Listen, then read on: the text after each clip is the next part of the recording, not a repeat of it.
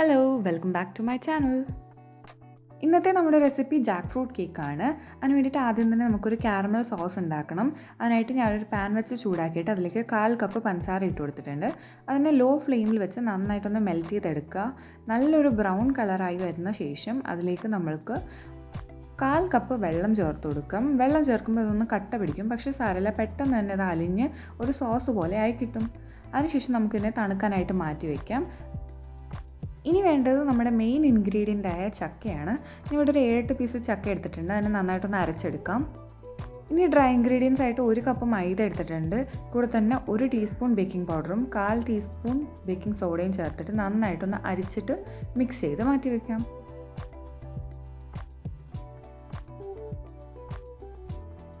ഇനി ക്ലീൻ ആയിട്ടുള്ള ഒരു ബൗളെടുത്ത് ഇതിലേക്ക് 2 മുട്ട പൊട്ടിച്ചൊഴിച്ച് കൊടുക്കാം. കൂടെ തന്നെ 1/4 ടീസ്പൂൺ ഉപ്പും 1 ടീസ്പൂൺ വെനില എക്സ്ട്രാക്റ്റും ചേർത്ത് നന്നായിട്ടൊന്ന് ബീറ്റ് ചെയ്തെടുക്കാം. മുട്ട ഒന്ന് പതഞ്ഞ് വരുമ്പോൾ അതിലേക്ക് നമുക്ക് 1/2 കപ്പ് പഞ്ചസാര ഇട്ട് കൊടുക്കണം. 2 തവണയായിട്ട് ഇട്ട് കൊടുക്കുന്നതായിരിക്കും നല്ലത്.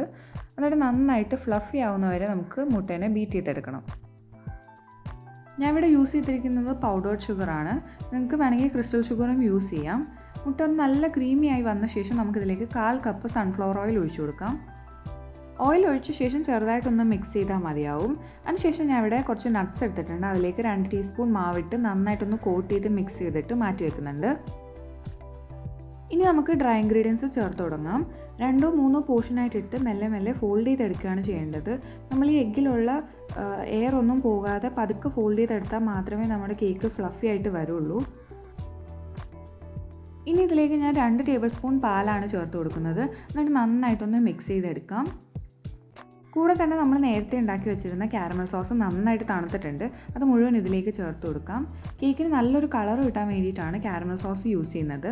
അത് ചേർത്ത് നന്നായിട്ടൊന്ന് മിക്സ് ചെയ്തെടുക്കാം. ഇനി ഇതിലേക്ക് നമ്മൾ 1/2 കപ്പ് ചക്ക അരച്ചതാണ് ചേർത്ത് കൊടുക്കുന്നത്. ചക്കേൻ്റെ കുരുവൊക്കെ കളഞ്ഞിട്ട് നന്നായിട്ട് പേസ്റ്റ് പോലെ അരച്ചെടുത്തിട്ടുണ്ട്. അത് ഇതിലേക്ക് ചേർത്ത് നന്നായിട്ടൊന്ന് മിക്സ് ചെയ്തെടുക്കാം. ഇനി ഇതിലേക്ക് നമ്മൾ നേരത്തെ കോട്ട് ചെയ്ത് വെച്ചിരുന്ന നട്ട്സാണ് ഇട്ട് കൊടുക്കുന്നത്. എന്നിട്ട് നന്നായിട്ട് തന്നെ മിക്സ് ചെയ്ത് കൊടുക്കാം. നമ്മൾ കേക്ക് ബേക്കായിട്ട് വരുമ്പോൾ നട്ട്സൊക്കെ അങ്ങ് താണു പോയി കിടക്കാതിരിക്കാൻ വേണ്ടിയിട്ടാണ് ഇങ്ങനെ ചെയ്യുന്നത്. അതിനുശേഷം ഡിസ്പോസിബിൾ ടിന്നിലേക്ക് ഞാനിവിടെ കേക്ക് ബാറ്റർ മുഴുവൻ ഒഴിച്ചു കൊടുത്തിട്ട് നന്നായിട്ടൊന്ന് ടാപ്പ് ചെയ്യുന്നുണ്ട്.